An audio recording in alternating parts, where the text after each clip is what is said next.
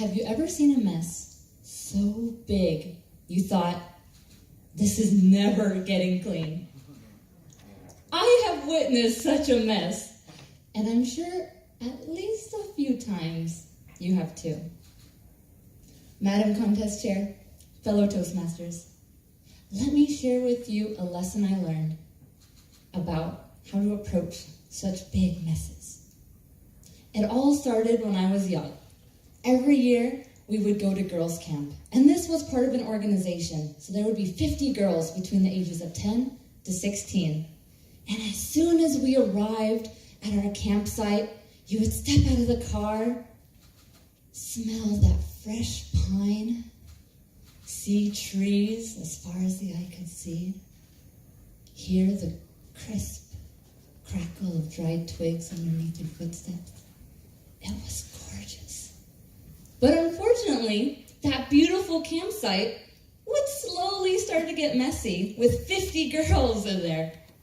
And were all simple things. You would be putting on your bug cream so that you didn't get mosquito bites. And when you put it in your backpack pocket, you didn't even notice that you missed the pocket. Or as you're hiking on the trails, bringing your water bottle with you so that you stay hydrated, you don't even notice that you left it somewhere on the trail. Or by those warm campfires at night, as you're trying to be oh so careful, you inevitably spill some on the ground. And these are all small examples, but remember, multiply all these little accidents by 50 girls and 5 days. Instead of that beautiful campsite, it turned into a battlefield. So at the end of our camp, the leaders would round us up, and they were smart. They knew that a handful of adults weren't going to be cleaning up the mess of 50 adolescents. So they would bring us together and say, girls, we've had fun, but we've made a mess of this beautiful campsite. So now we have to clean it up. Everybody has a job. Just pick up 3 pieces of trash. Everybody, 3 pieces. I don't care if it's yours. I don't care if it's somebody else's. I don't even care if it was here before we got here. Just everybody do 3 things. So, we would go around. What was there? Ah, yes. The dinner that spilt. My bug cream. I knew I left that somewhere. And my water bottle. How could I forget? And with 50 people, each doing just 3 little tasks, the campsite all of a sudden looks beautiful again. It was like when we first arrived. And so the leaders would look around and say, girls, thank you for cleaning up the mess. Time to go home. Well, usually they said that. Some years they would look around and say, girls, the campsite looks a little better, but we can make it even better than it is now. Let's do it again. Everybody, 3 items. Let's leave it a better place than we found it. 3 items. Let's leave it a better place than we found it. That stuck with me. That's something I realized that could be applied to other aspects of life too. Sure, maybe we're in a conference and there's papers, leftover food, pens, and you clean up a few things on your way out.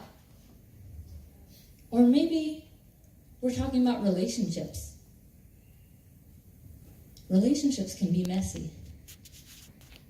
Have you ever accidentally been hurt by a friend? Or have you ever accidentally hurt a friend and they wouldn't forgive you? What do you do in those situations? What do you do when you yell at a friend just because you've had a bad day? What do you do when you call your friend an idiot because you're the one who's actually afraid? What do you do when you don't stand up for your friend when they needed you? all these little actions can, in an instant, create a mess that feels too big to fix. Have you ever seen a mess that seemed too big to clean? In any situation you're in, it's very simple. Start with just 3 things you can do to help. Tell your friend, I'm sorry, and sincerely apologize so that they know you cherish their friendship. Be there for them next time they need you so that they know you're trying to rebuild their trust. Devote some special time to hang out with them.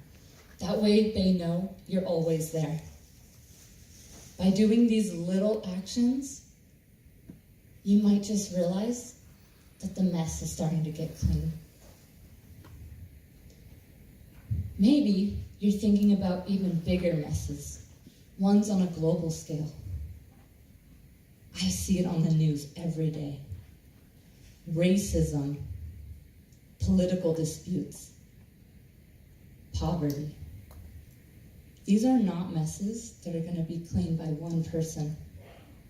But if enough of us do our part, slowly and surely every day, even these messes can shrink. I know I always enjoyed girls' camp. I loved going to the beautiful campsite, and I loved that sense of pride that came after we left it an even better place than when we arrived. And if that sense of pride can come from something as simple as girls' camp, imagine the impact we can make if we all devote that to our lives and to the world. So please, let's all do our part to make the world a better place.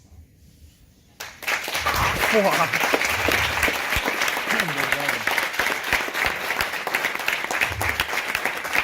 1 minute silence for the judges.